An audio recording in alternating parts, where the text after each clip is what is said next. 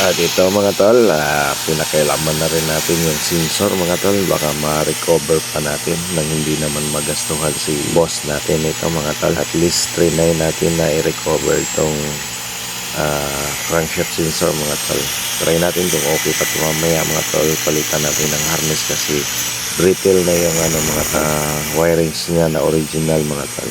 Try lang natin, baka sakali lang. At sana gumana naman ito mga tol. Saka sana okay pa tong crankshaft sensor na to.